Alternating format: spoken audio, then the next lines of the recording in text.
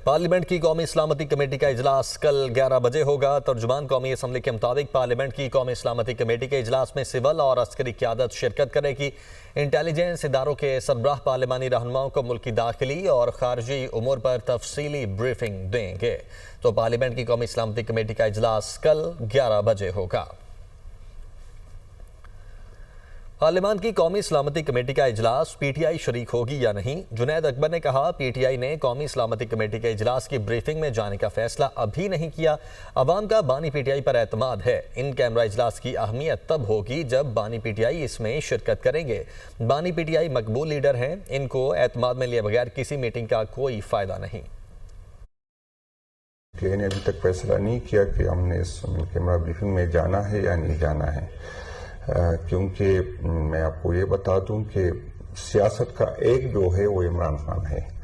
0-0-0 जितने भी मिले कोई हल नहीं निकलता, क्योंकि अवाम का उस पर एतमाद है और लोग उसके साथ जुड़े हुए हैं। तो उसकी हैसियत इस पर इन कैमरा ब्रीफिंग की या इसी तरह कोई उसकी हैसियत उस टाइम बनेगी जब इमरान खान साथ होगा।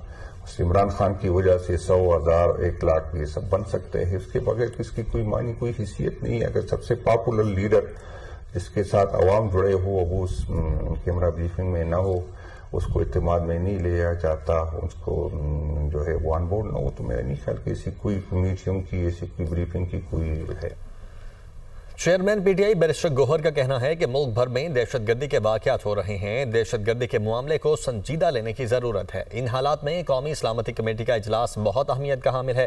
पीटीआई की सियासी कमेटी इजलास में शिरकत का फैसला करेगी। दुनिया न्यूज़ से गुफ्तगू में बैरिस्टर गौहर ने मजीद कहा कि हमारी बानी पीटीआई से मुलाकात नहीं हो रही, जिसकी वजह से उनसे मुशावरत नहीं हो सकी।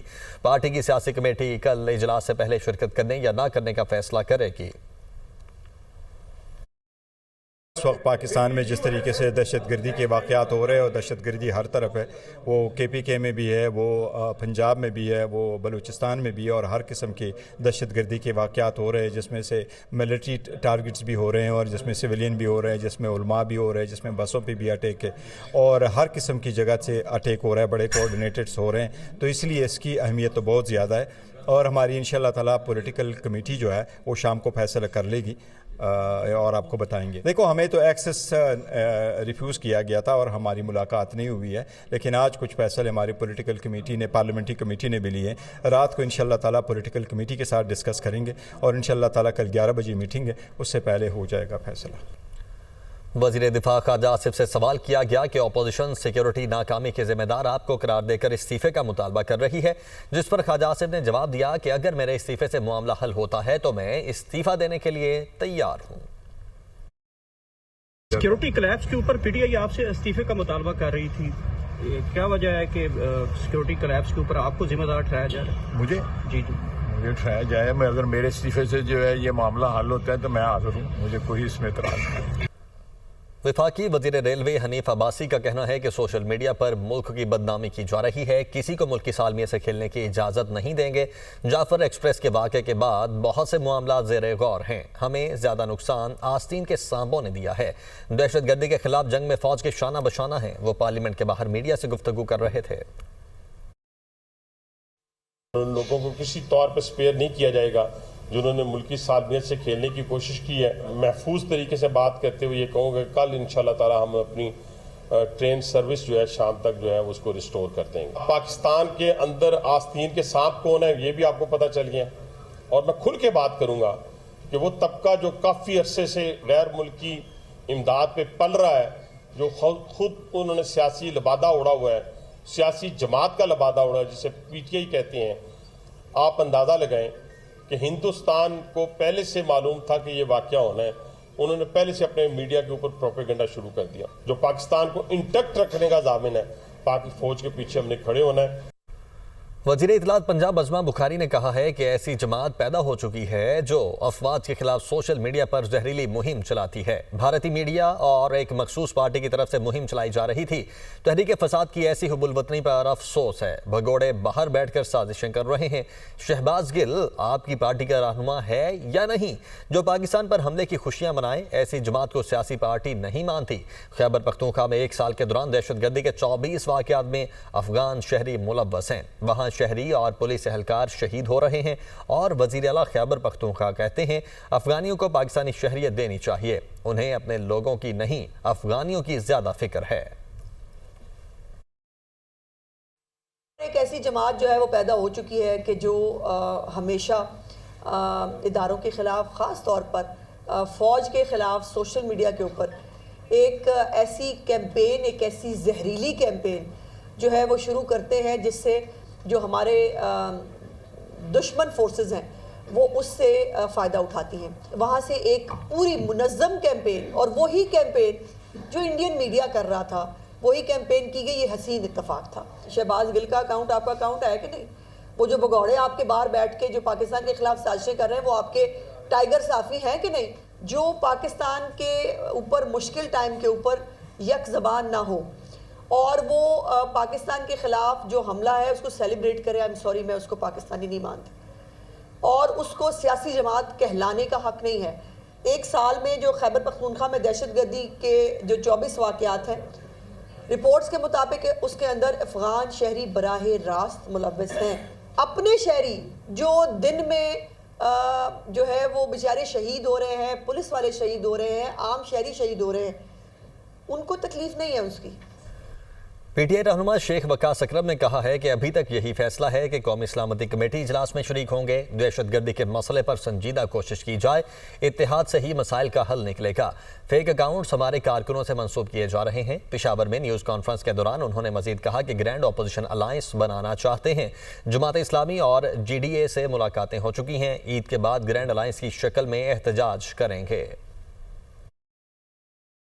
पाकिस्तान तहरीक इंसाफ अभी थोड़ी देर तक एक मीटिंग जो है वो उसको कन्वीन करेगी। उसमें वो पॉलिटिकल कमेटी के जो ज़ुमा है वो फैसला करेंगे।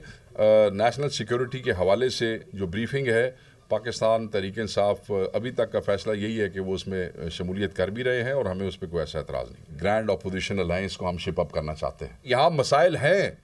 मसाइल क्या है? दहशतगर्दी का मसला है, उसको डील करने की कोशिश करनी चाहिए।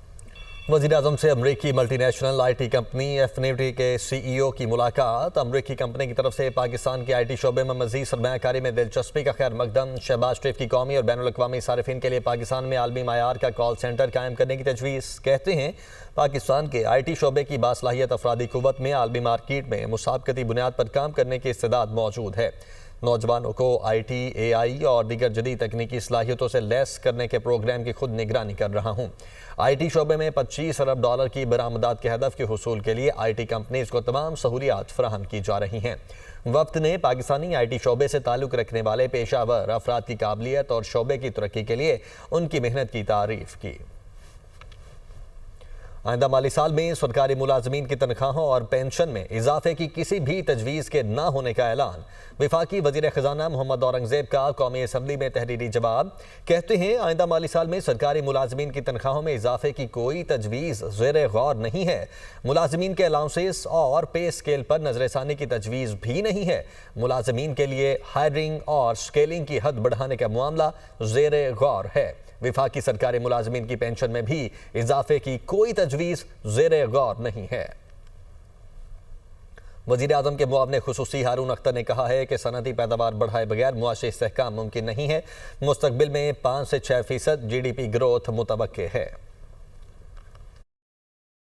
The Prime Minister of Pakistan, Mian Mohammad Shehbaz Sharif, is the driving force behind this economic revival, GDP growth of 6%. After getting out of the IMF program, the Prime Minister has been able to give us a macroeconomic stability in the last 1 year.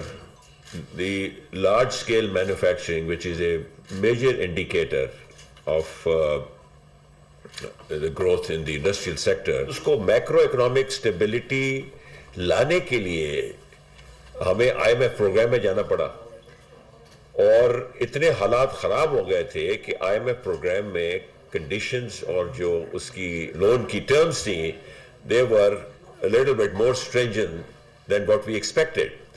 उस सारे का जो combined effect हुआ वो ये हुआ कि industrial sector जो है वो डाउन जाना शुरू हुआ।